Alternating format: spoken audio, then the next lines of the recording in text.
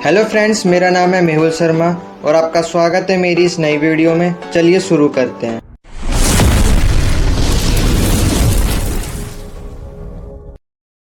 दोस्तों, आज की इस वीडियो में हम जानेंगे कि जो आपका पेपर होने वाला है बिजनेस कम्युनिकेशन का, उसमें कैसे कैसे क्वेश्चन आपसे पूछे जाने वाले हैं। अब देखिए, हम पहले पेपर को डिस्कस करेंगे और फिर इसके आंसर्स को देखेंगे। तो देखिए, आप पहले पेपर देख सकते हैं। ये प्रीवियस ईयर पेपर है जो 30 नंबर का है। इस बार मार्किंग कुछ भी हो सकती है, 40 हो सकती है, 50 हो सकती है, 90 नंबर का भी पेपर हो सकता है। तो मार्किंग स्कीम कोई डिसाइड है नहीं। अब सोल्व कभी भी कोई सा भी पैटर्न दे देता है ना। और 1 घंटे की ड्यूरेशन वाला है। अब इसमें मेनली आपको क्वेश्चन से फोकस होना चाहिए, भले टाइम कितना भी ले, आवर कितना भी ले, है ना। हमें बस क्वेश्चंस को देखना है कि क्वेश्चंस कैसे आने वाले हैं, ठीक है। और एक और बात, आप इसे हिंदी और इंग्लिश दोनों में दे सकते हैं, ठीक है। और ये जो मैंने आपको क्वेश्चन समझा रहा हूँ, इसकी हिंदी पीडीएफ भी मैंने दे रखी है ना। हिंदी और इंग्लिश पीडीएफ दोनों दे रखी है आपको टेलीग्राम पे। और जल्दी जाइए उसको ज्वाइन कर लीजिए टेलीग्राम को, अभी तक जिसने भी ज्वाइन नहीं किया है, ठीक है। डिस्क्रिप्शन में टेलीग्राम की लिंक दी हुई है। तो देखिए, जो सबसे पहला सवाल पूछा गया है वो है बिजनेस कम्युनिकेशन क्या होता है ना। उसका मीनिंग समझा देना, उसका प्रोसेस समझा देना है ना। जो मैंने पहली वीडियो बनाई ना, पहली वीडियो का जो पहली टॉपिक है वो इसी के ऊपर है, मीनिंग समझाया था। फिर उसका जो आपको याद होगा, डायग्राम के माध्यम से जो सेंडर है ना, वो मैसेज भेजेगा, फिर जो रिसीवर है वो मैसेज को डिकोड करेगा ना, फिर फीडबैक देगा।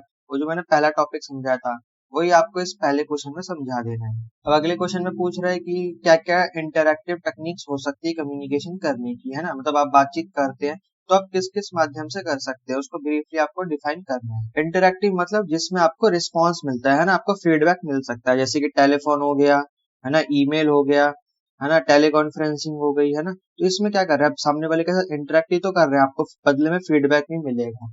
तो इन्हीं सब चीजों को आपको डिफाइन करके समझा देना है। अभी मैं इसका आंसर्स भी आपको बताऊंगा, अभी तो बस मैं आपको ऊपर ऊपर से समझा रहा हूँ। अब देखिए, अगला क्वेश्चन पूछा गया आप इफेक्टिव राइटिंग कैसे कर सकते हैं। फिर पूछा है कि जो बिब्लियोग्राफी होती है उसके लिए जो रिसर्च टूल होता है उसका आपको एग्जाम्पल देना है, उनको एक्सप्लेन करना है ना। मैंने आपको पढ़ाया था ना कि कैसे हम जो रेफरेंस है, बिब्लियोग्राफी का होता है रेफरेंस, मतलब आपने जो सामान उठाया है, जो भी टॉपिक उठाया है, कहाँ से उठाया है ना, किसी वेबसाइट से, किसी लिंक से, किसी मतलब गूगल वगैरह से, वो सब आपको देना होता है बिब्लियोग्राफी में।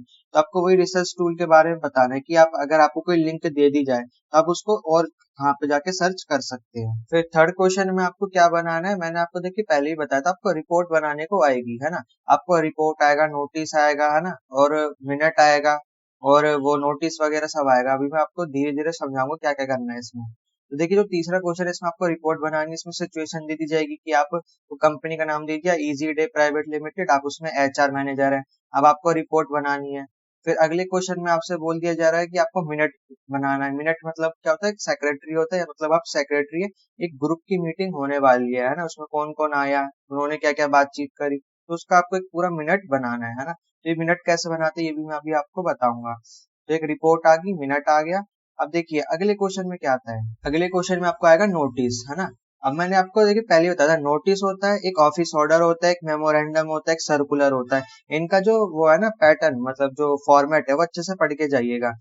लगभग लगभग सेम फॉर्मेट होता है, बस थोड़ा बहुत अंतर होता है, तो उसको समझ लीजिएगा कि नोटिस में क्या होता है, मेमोरेंडम में क्या होता है, ऑफिस ऑर्डर में क्या होता है ना। वो जो मैंने आपको उसकी पीडीएफ भी दे रखी है फॉर्मेट के साथ, वो अच्छे से पढ़ के जाइएगा। तो अभी आपसे यहाँ पे नोटिस पूछ ली कि आपको नोटिस बनाना है ना। आपकी क्या है, कोई कंपनी है क्लॉथ, फैशन क्लोथिंग की, आप उसको क्या कर रहे हैं, उसका जो शोरूम है वो लोकेशन चेंज कर रहे हैं, तो उसके ऊपर आपको एक नोटिस बनाना है। फिर अगले क्वेश्चन में आपसे पूछा है कि जब आप कम्युनिकेशन करते हैं ना, रिटर्न कम्युनिकेशन, उसमें जो आप ईमेल भेजते हैं, तो ईमेल करते वक्त आप किन किन चीजों का ध्यान रखते हैं, है ना, वो सब चीजें इसमें पूछी गई हैं। और अगले में देखिए प्रोसेस पूछा नेगोशिएशन का, है ना। जब बिजनेस कम्युनिकेशन में जो नेगोशिएशन करते हैं उसका प्रोसेस क्या है ना। आपको याद होगा, जो मैंने अपनी आखिरी वीडियो पढ़ाई थी उसमें मैंने ये सब चीजें बताई थी कि मैंने पूरा का पूरा जो नेगोशिएशन का प्रोसेस है वो आता है ना। एक तो चार प्रोसेस था, और एक जो अमेरिकन रिसर्चर्स थे उन्होंने 9 प्रोसेस बताए थे ना, वो आपको यहाँ पे लिख कर आना है। और आखिरी में आपको पावर पॉइंट प्रेजेंटेशन बनानी है ना, जिसमें ओरल प्रेजेंटेशन के जो एंड में मैंने आपको स्ट्रक्चर बताया था ना, उसको फॉलो करना है। आपको स्लाइड्स बनानी है और उसके अंदर इंट्रोडक्शन देना है, फिर 2 स्लाइड्स बनानी है, उनके अंदर बॉडी लिखनी है, और आखिरी स्लाइड्स पे आपको कंक्लूजन दे देना है ना। आपको कोई भी टॉपिक दे दिया जाएगा, जैसे यहाँ पे दिया है बैरियर टू कम्युनिकेशन, तो इस टॉपिक पे आपको 3 से 4 स्लाइड्स प्रेजेंटेशन बनानी है। अब इसके आंसर्स भी आप देख ही सकते हैं, जैसे कि पहला क्वेश्चन क्या था, आपसे बिजनेस कम्युनिकेशन का मीनिंग पूछा हुआ है और आपको प्रोसेस पूछा गया है ना। आप इसको डायग्राम के माध्यम से ही बना सकते हैं या फिर ऐसे लिख कर भी समझा सकते हैं। जैसे कि यहाँ पे मैंने प्रोसेस लिख रखा है, इसको सेंडर है ना, सेंड मैसेज सेंड करेगा, फिर वो एनकोडिंग करता है। एनकोडिंग मतलब जो भी वो ईमेल लिखेगा या जो भी ओरल कम्युनिकेशन करेगा वो एनकोडिंग करता है ना। फिर चैनल के माध्यम से या तो ईमेल भेज सकता है, मीटिंग के माध्यम से, रिपोर्ट के माध्यम से। फिर क्या करेगा, रिसीवर उसको डिकोड करेगा और फिर फीडबैक देगा। तो ऐसे करके पूरी प्रोसेस चलती है ना। आप इसको डायग्राम के माध्यम से ही बना सकते हैं। आपको याद होगा पहली जो पीडीएफ है ना, उसका पहला टॉपिक है, उसमें मैंने समझा रखा है, तो वहां से आप ये देख सकते हैं। तो देखिए अगले क्वेश्चन में इंटरैक्टिव टेक्निक्स के बारे में पूछा गया है ना। दो तरीके की कम्युनिकेशन होती थी, इंटरैक्टिव और नॉन इंटरैक्टिव। इंटरैक्टिव में क्या जाता है, टेलीफोन है ना, मीटिंग, टेलीकॉन्फ्रेंसिंग है ना, और वो सब चीजें जिसमें आप आमने सामने बैठकर बातचीत कर सकते हैं और आपको रिप्लाई मिल सकता है। दूसरा था नॉन इंटरैक्टिव, जिसमें नोटिस आ जाता है, सर्कुलर आ जाता है, मेमोरेंडम आ जाता है, ऑफिस ऑर्डर आ जाता है। वो नॉन इंटरैक्टिव है, तो वो भी पूछा जा सकता है, ये भी पूछा जा सकता है, दोनों आपको पता होना चाहिए।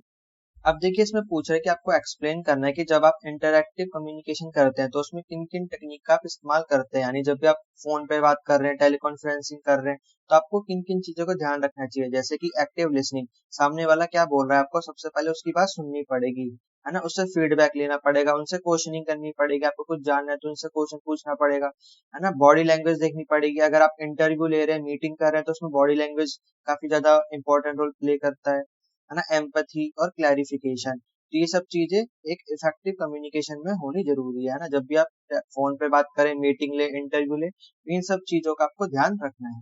और अगले क्वेश्चन में आपसे पूछे कि आप एक इफेक्टिव राइटिंग कैसे कर सकते हैं, तो उसकी कोई गाइडलाइंस आपको बतानी है। जैसे कि क्लैरिटी ऑफ पर्पस, यानी जो भी आप मैसेज लिख रहे हैं ना, तो उसका जो पर्पस है वो क्लियर होना चाहिए। जैसे कि आप लेटर लिखते हैं ना और फिर सब्जेक्ट में उसका पर्पस बता देते हैं कि जो मैं पूरा लेटर लिख रहा हूँ इसका पर्पस क्या, तो आप क्लियर शब्दों में उसका पर्पस बता देते हैं। जब भी आप रिटर्न कम्युनिकेशन करें तो उसका जो पर्पस है वो पहले ही बता दिया, टॉपिक के माध्यम से या सब्जेक्ट के माध्यम से। और दूसरा होता है ऑडियंस अवेयरनेस, मतलब आप जिसको मैसेज भेज रहे हैं उसके बारे में आपको पता होना चाहिए। मान लीजिए आप अपने दोस्त को मैसेज भेज रहे हैं ना, अब आपके दोस्त को इंग्लिश नहीं आती और आपने इंग्लिश में लिखकर भेज दिया, तो वो समझ ही नहीं पाएगा, है ना। आपको ऑडियंस को समझना पड़ेगा। ऑडियंस का कहने का मतलब जिसको आप मैसेज भेज रहे हैं, है ना, कि मतलब वो किस भाषा में समझ सकता है।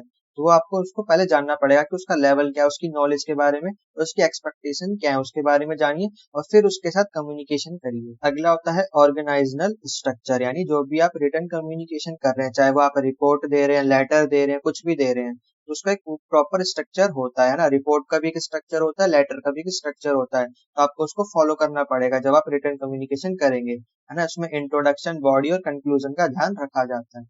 और दूसरा, जो भी आप रिटर्न कम्युनिकेशन कर रहे हैं तो वो कंसिस्टेंस होना चाहिए उसमें, मतलब ऐसे शब्दों का इस्तेमाल ना करें जिनकी जरूरत ही नहीं है ना। फालतू शब्दों को आपको नहीं लिखना है ना, जो बस मेन काम के वर्ड्स है बस उनको ही लिखना है ना। आपका मतलब जो रिपोर्ट आप दे रहे हैं या फिर लेटर जो आप दे रहे हैं, बस इतना लिखिए कि सामने वाले को आपका जो मैसेज है वो समझ आ जाए। फालतू आपको बड़ा चढ़ाकर नहीं लिखना है। भले ही पेपर में तो आप नंबर के लिए बड़ा चढ़ाकर लिख सकते हैं, लेकिन मैं आपको रियलिटी में बता रहा हूँ कि अगर आप किसी बिजनेस में जाते हैं तो आपको बिल्कुल लेटर छोटे शब्दों में लिखना पड़ेगा, क्योंकि किसी के पास इतना टाइम नहीं कि आपके 4-5 पेज का लेटर पड़े, है ना। तो देखिए जब आप रिटर्न कम्युनिकेशन करते हैं तो आपको ग्रामर का और पंक्चुएशन का ध्यान रखना पड़ेगा। ग्रामर क्या होती है, जो टेंसेज होते हैं ना उसका ध्यान रखना पड़ेगा। अगर आप प्रेजेंट की बात करें तो ये नहीं कि आप पास्ट टेंस में बात करने लग जाए, है ना। और पंक्चुएशन का ध्यान रखना पड़ेगा, कोमा मार्क कहाँ लगना है, डॉट कहाँ लगना है ना, एक्सक्लेमेटरी मार्क कहाँ लगना है, उन सबका ध्यान रखना है। तो देखिए लिखते वक्त आपको स्टाइल का ध्यान रखना पड़ेगा, है ना। आप कौन से स्टाइल में लिख रहे हैं ना, फॉन्ट कौन सा यूज कर रहे हैं, यानी कि आपने उल्टा सीधा फॉन्ट यूज कर दिया, सामने वाला वर्ड ही समझ नहीं पा रहा है ना। तो ऐसे शब्दों का इस्तेमाल कीजिए ताकि सामने वाला समझ सके। जैसे कि मैंने पीडीएफ बनाई है, अब इसमें जो ये आपको राइटिंग दिख रही है नॉर्मल राइटिंग है ना, अब मैं इसको मतलब फ्रंट चेंज कर दूं, इसका स्टाइल चेंज कर दूं, तो आप समझ ही नहीं पाएंगे कौन सी भाषा में लिखा हुआ है ना। तो आपके जो मैसेज है उसका स्टाइल ऐसा होना चाहिए ताकि सामने वाला आसानी से आपका मैसेज पढ़ सके। और आपको एक्टिव वॉइस का इस्तेमाल करना है ना, एक्टिव और पैसिव वॉइस आपको पता है ना, उसमें एक्टिव वॉइस का आपको इस्तेमाल करना है और एप्रोप्रिएट लैंग्वेज का आपको इस्तेमाल करना है। तो ये सारे कुछ पॉइंट्स थे, मेन पॉइंट्स जो आप रिटर्न कम्युनिकेशन करते वक्त आपको ध्यान रखना है। अब अगला क्वेश्चन था आपका बिब्लियोग्राफी के ऊपर की, मतलब जो भी आपको रेफरेंस दिया जा रहा है ना, बिब्लियोग्राफी दी जा रही है, तो आप उसको कहाँ पे सर्च करेंगे उसके बारे में। अगर आपको कंटेंट के बारे में और जानना है तो आप कहाँ पे रिसर्च करके और जान सकते हैं। और आपको एग्जांपल दे देना है, जैसे कि जोटेरो, फिर इसको एक्सप्लेन कर देना है, उसके बारे में बता देना उसके फीचर्स क्या क्या है और इसको कब यूज किया जा सकता है। जैसे कि जोटेरो क्या है, एक open source reference management tool है ना। और इसका यूज कहाँ किया जाता है, creating and managing bibliography while conducting research. जब रिसर्च बनाई जाती है तो इसका इस्तेमाल किया जाता है ताकि बिब्लियोग्राफी को मैनेज किया जा सके। और अगला है एंड नोट। तो देखिए ये कमर्शियल रेफरेंस मैनेजमेंट सॉफ्टवेयर है, मतलब अगर मैनेजमेंट से जुड़ी, कमर्शियल मैनेजमेंट से जुड़ी कोई भी बिब्लियोग्राफी देनी है तो आप इसका इस्तेमाल कर सकते हैं। मेनली अगर आपको कोई दवाई के बारे में जानना है, मेडिसिन के बारे में, तो आप इसका इस्तेमाल कर सकते हैं। सोशल साइंस या फिर ह्यूमैनिटीज के बारे में जानना है तो आप एंड नोट का इस्तेमाल करके और अपनी रिसर्च कर सकते हैं। अगली है मेंडेले। तो ये क्या है, एक reference manager and academic social network. तो जो मेंडेले है, ये जो रिसर्च टूल है, ये काफी ज्यादा फेमस है रिसर्चर के बीच में। तो इसमें कई सारे ऐसे फीचर्स हैं जो आपकी हेल्प करते हैं आपकी रिसर्च को और बेटर बनाने में। और अगला होता है गूगल स्कॉलर। आप इसका भी इस्तेमाल कर सकते हैं, ये भी एक बेस्ट टूल है। अगर आपको तुरंत रिसर्च करनी है ना, क्विक रिसर्च करनी है, तो सबसे पहले आप कहाँ जाएंगे, गूगल पे ही जाएंगे। तो गूगल से आप कुछ भी चीज आसानी से रिसर्च कर सकते हैं। और अगला है साइट यू लाइक। तो ये एक वेब बेस्ड सर्विस प्रोवाइड करवाता है, उसका मेनली एकेडमिक पेपर के लिए यूज किया जाता है। तो देखिए आपने कोई भी टॉपिक पढ़ा और आपको उसके बारे में और भी इंफॉर्मेशन जाननी है तो आप इसका इस्तेमाल कर सकते हैं। ये इसके लिए कोई भी आर्टिकल वगैरह आपको दे देगा ना, इससे जुड़े हुए जो भी टॉपिक आप पढ़ रहे हो उससे रिलेवेंट आर्टिकल्स आपको प्रोवाइड करवा देगा। और ये उसी टॉपिक से रिलेटेड आपके लिए एक पर्सनल लाइब्रेरी क्रिएट कर देगा, मतलब उस टॉपिक से रिलेटेड आप और भी बुक्स किताब पढ़ सकते हैं ना इस टूल का इस्तेमाल करके, है ना। तो ये काफी ज्यादा यूजफुल है और ये कॉमनली यूज किया जाता है यहाँ पर। देखिए कोलैबोरेटिव रिसर्च प्रोजेक्ट के लिए, कोई भी जो अगर रिसर्च प्रोजेक्ट है तो उसमें इस टूल का इस्तेमाल सबसे ज्यादा किया जाता है। तो ये कुछ टूल थे, इनके नाम आप अच्छे से याद कर लीजिएगा, पेपर में पूछा जा सकता है। अब अगले क्वेश्चन में आपको रिपोर्ट तैयार करनी है। अब देखिए आपको पूछा गया है कि आप एक कंपनी के एक एचआर मैनेजर है ना, आप ह्यूमन रिसोर्स मैनेजर है, और आपके जो एम्प्लॉयज है ना, उनका जो मनोबल है, उनका जो मोराल है वो डिक्लाइन हो रहा है ना, गिर रहा है। तो आपको उसके ऊपर रिपोर्ट बनानी है कि ऐसा कंपनी में अंदर क्या हो रहा है कि जो एम्प्लॉय है उनका जो मोराल है वो डाउन हो रहा है। तो देखिए इसका फॉर्मेट क्या होगा, सबसे पहले आप हेडिंग डालेंगे एम्प्लॉय मोरल रिपोर्ट, है ना, फिर कंपनी का नाम डाल देंगे। फिर सबसे पहले आपको देना है इंट्रोडक्शन। फिर इंट्रोडक्शन में आपको बता देना है कि मैं इस कंपनी का मैनेजर हूँ और मैंने कुछ दिनों से नोटिस करा है कि जो एम्प्लॉयज का जो मोरल है वो कंपनी में डाउन होता जा रहा है। फिर आपको बता देना है कि इस रिपोर्ट का जो एम है, यानी इस रिपोर्ट का जो मकसद है वो ये है कि एनालाइज करना कि जो एम्प्लॉयज है उनका जो मोरल है वो डाउन क्यों हो रहा है और हम ऐसे क्या क्या स्टेप्स उठा सकते हैं ताकि उनका जो मोरल है वो अप किया जा सके। फिर देखिए आपको बॉडी लिखनी है। फिर बॉडी में आपको क्या लिखना है, सबसे पहले कॉज लिखना है कि क्या क्या कारण है जिसकी वजह से जो मोरल है वो डाउन हो रहा है, जैसे कि कम्युनिकेशन ब्रेक डाउन, है ना, लिमिटेड रिकॉग्नाइजेशन एंड एप्रिसिएशन। दूसरा है वर्कलोड एंड बर्नआउट, है ना, वर्कलोड मतलब बहुत ज्यादा काम दे रहे हैं, है ना, बर्नआउट मतलब काम करते करते आज दिमाग खराब हो जाता है। फिर इनएडिक्वेट प्रोफेशनल डेवलपमेंट अपॉर्चुनिटीज, मतलब जो वो काम कर रहे हैं उसमें उनको और अपॉर्चुनिटी आगे नहीं दिख रही है, उनका भविष्य अंधेरे में उनको दिख रहा है। ये सारे आप कॉजेस लिख सकते हैं। अब आपको रेमेडीज बतानी है। आप आपने दिक्कत बता दी है ना, ये क्यों हो रहा है, अब इसको हम कम कैसे कर सकते हैं उसके बारे में आपको बताना है। जैसे कि इनहेंस कम्युनिकेशन चैनल, जो कम्युनिकेशन चैनल है हम उसको अच्छे से इम्प्रूव कर सकते हैं, यानी जो भी मैनेजर को, मतलब जो भी एम्प्लॉयज उसको जो भी समस्या है वो डायरेक्ट जो मैनेजर है उसको बता सकता है ना, ईमेल के माध्यम से या फोन के माध्यम से। एक कंपनी का एक पर्सनल नंबर बनाया जा सकता है ताकि किसी को कोई कंप्लेन तो उस नंबर पे कॉल करके बता दे, है ना। एक अलग से डिपार्टमेंट बनाया जा सकता है क्वेरी के लिए। तो कम्युनिकेशन चैनल को इम्प्रूव कर सकते हैं। रिकॉग्नाइजेशन प्रोग्राम्स चलाए जा सकते हैं। इसमें क्या किया जाएगा कि जो एम्प्लॉय काबिलियत है जिसकी, है ना, जो मतलब अच्छा एम्प्लॉय है उसको प्रमोशन दिया जा सके, है ना, उसकी जो खूबियां है उनको रिकॉग्नाइज किया जा सके। अगला काम क्या कर सकते हैं, जैसे कि एड्रेस वर्कलोड इश्यूज। अगर ज्यादा काम किसी एम्प्लॉयज को दिया जा रहा है तो उसको एड्रेस कीजिए, उसको यानी कि किस व्यक्ति को ज्यादा काम दिया जा रहा है, फिर उससे थोड़ा सा काम लेकर किसी और को दे दिया जाए ताकि एक बंदे पे ज्यादा वर्कलोड ना आ सके, तो सबको काम इक्वली डिस्ट्रीब्यूट किया जा सके। तो इस सब चीजों को, इशू को एड्रेस कीजिए। और अगला काम क्या कर सकते हैं, इन्वेस्ट इन प्रोफेशनल डेवलपमेंट।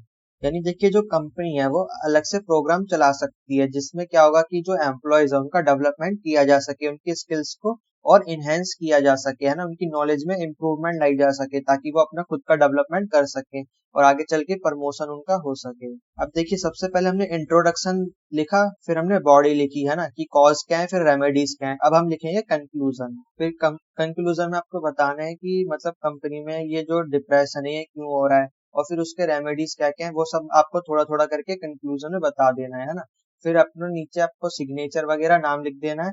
फिर आपको लिखना है मैं एचआर हूँ, फिर कंपनी का नाम है ना, जो भी आपकी पोस्ट लिख के फिर कंपनी का नाम। तो देखिए आपको इसी फॉर्मेट को फॉलो करना है ना। सबसे पहले आप हेडिंग डालेंगे, फिर इंट्रोडक्शन देंगे, फिर बॉडी लिखेंगे, फिर कंक्लूजन लिखेंगे, फिर आखिरी में अपना नाम वगैरह और कंपनी का नाम वगैरह लिख देंगे। तो ये पूरा फॉर्मेट आपको रिपोर्ट में फॉलो करना है।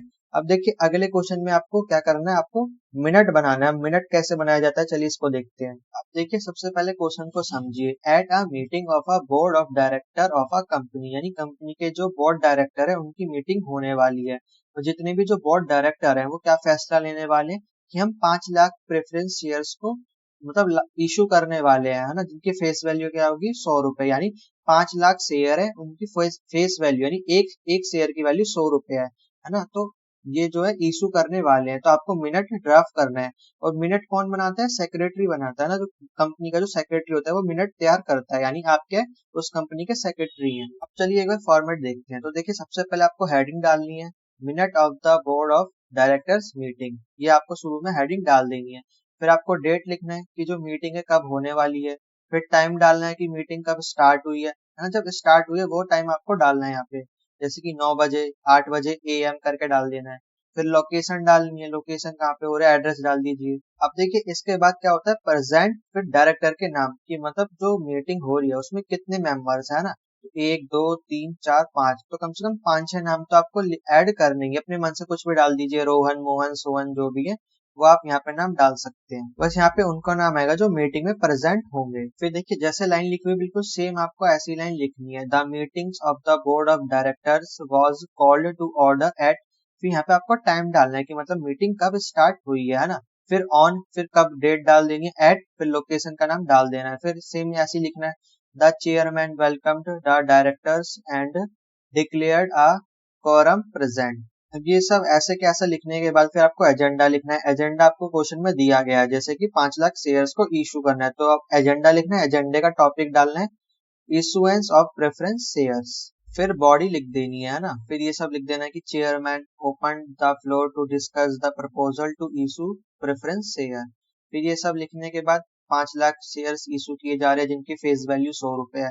तो मतलब आपको जो प्रपोजल है ना वो बता देना है, एजेंडा क्या है वो सब चीजें बता देना है कि हमें ये चीजें करनी है। फिर रेजोल्यूशन करना है, तो रेजोल्यूशन लेना है। रेजोल्यूशन मतलब होता है संकल्प लेना, यानी जो एजेंडा यानी जो हमारा प्रपोजल है हम इसको स्वीकार करते हैं, और जो 5 लाख जो शेयर्स हैं हम उनको इशू करते हैं जिनकी फेस वैल्यू 100 रुपए है। तो ये सब चीजें आपको लिख देनी है। फिर देखिए एंड में आपको ये लाइन जरूर लिखनी है, the resolution was moved by, फिर डायरेक्टर का नाम की, मतलब ये जो रेजोल्यूशन लाया गया है किस डायरेक्टर के द्वारा लाया गया है।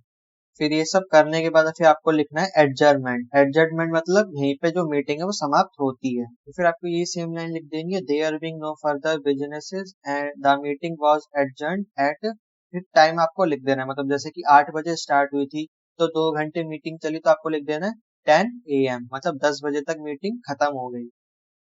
फिर चेयरमैन का आपको नाम लिख देना है कि मतलब जो पूरी मीटिंग हुई है उसका चेयरपर्सन कौन था, उसका नाम लिख देना है। चेयरमैन ऑफ द बोर्ड कौन था। फिर सेक्रेटरी का नाम, यानी आप अपना नाम, मतलब जो आप मीटिंग ले रहा है आप अपना नाम भी लिख सकते हैं, किसी और का भी नाम डाल सकते हैं, वो आपकी मर्जी है। फिर सेक्रेटरी ऑफ द, तो ऐसे आपका जो पूरा मिनट है ये तैयार हो जाएगा।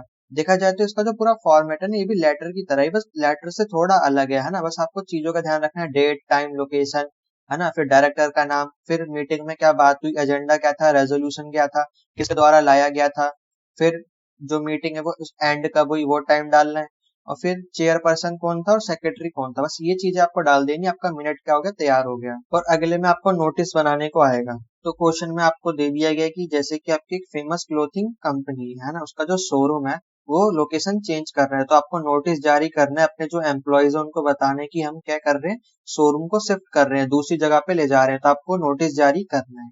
अब देखिए आप इसका फॉर्मेट देख सकते हैं, इसी फॉर्मेट को आपको फॉलो करना है। सबसे पहले आपको कंपनी का नाम डाल देना है ना, जैसे 1 नंबर डालोगे 1 नंबर पे आपको कंपनी का नाम डाल देना है, फिर एड्रेस डाल देना है, फिर फोन नंबर और ईमेल डाल देना है, और फिर दूसरे नंबर पे आपको लिखना है बड़ा बड़ा हेडिंग डालना है नोटिस। फिर चौथे नंबर पे आपको सब्जेक्ट लिखना है, तो सब्जेक्ट में आप क्या लिख सकते हैं, जैसे कि शिफ्ट द शोरूम। फिर आपको डेट डाल देनी है, और फिर 5वें नंबर पे कंटेंट आपको लिखना है ना। कंटेंट मैंने नीचे आपको यहाँ पे दे रखा है, आपको क्या क्या इसमें लिखना है ना। ये पूरा आप कंटेंट यहाँ पे पढ़ सकते हैं। और फिर एंड में आप अपना नाम लिख सकते हैं और फिर आप कौन सी पोजीशन पे है वो लिख सकते हैं, है ना। जैसे कि यहाँ पे लिखा है ना संतोष सेठ, फिर सीनियर प्लांट मैनेजर, ये तो फॉर्मेट के हिसाब से। अब आप जो भी पोजीशन पे, जैसे कि आप एचआर मैनेजर लिख सकते हैं, तो आप अपनी यहाँ पे पोजीशन डाल सकते हैं ना। और बॉडी मैंने आपको यहाँ पे नीचे दी है, तो आप इसको पढ़ सकते हैं। अगले क्वेश्चन पे चलते हैं। तो देखिए एक और बात बता देता हूँ, जैसे कि नोटिस मैंने आपको फॉर्मेट दिखाया ना, ऐसी मेमोरेंडम, ऑफिस ऑर्डर और जो वो है सर्कुलर है, उसका फॉर्मेट भी आप एक बार अच्छे से पढ़ के जाइए, है ना। उनमें से भी क्वेश्चन पूछा जा सकता है। अब 8वें क्वेश्चन में आपसे पूछा है कि जब आप ईमेल लिखेंगे तो किन किन चीजों का ध्यान रखेंगे, जैसे कि clear and concise subject line, यानी जो भी आप ईमेल भेज रहे हैं तो उसमें जो सब्जेक्ट होगा वो क्लियर होना चाहिए आपका। और अगला है फॉर्मल ग्रीटिंग एंड क्लोजिंग, यानी डियर सर लिखते हैं ना, डियर सर, ऐसे आपको स्टार्ट करना है, डियर मिस्टर स्मिथ, ये सब चीजें आपको लिखनी है डियर लगा के। और फिर क्लोजिंग में सिंसियरली आपका योर ट्रूली ये लिख सकते हैं, जिससे कि जो आपका जो ईमेल है वो काफी फॉर्मल लगता है। और जो आप ईमेल लिख रहे हैं उसमें आप एक फॉर्मल टोन का इस्तेमाल कर सकते हैं। और उसमें जो भी आप पॉइंट लिख रहे हैं ना वो काफी ब्रीफ में लिख सकते हैं, यानी काफी अच्छे से लिख सकते हैं, ताकि सामने वाले को ज्यादा से ज्यादा इंफॉर्मेशन मिल सके। बस इन चीजों का ध्यान रखना है कि आपको अननेसेसरी डिटेल्स नहीं डालनी है ना, ऐसी डिटेल्स नहीं डालनी है जो उसके काम की नहीं है। और ग्रामर और स्पेलिंग का ध्यान रखना है। और आप अटैचमेंट्स लगा सकते हैं, कोई फोटो लगा सकते हैं, वीडियो लगा सकते हैं।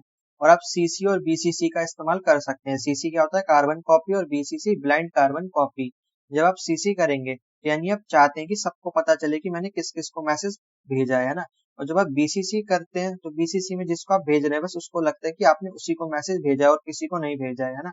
इसमें मतलब प्राइवेसी इंपॉर्टेंट होती है, लेकिन सीसी में सबको पता चल जाता है कि आपने किसको मैसेज भेजा है।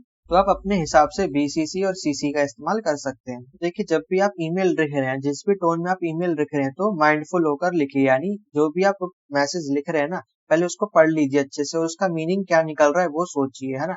ये ऐसा होना चाहिए कि आपने मैसेज लिखकर भेज दिया, सामने वाला कुछ और समझ ले उसे, है ना।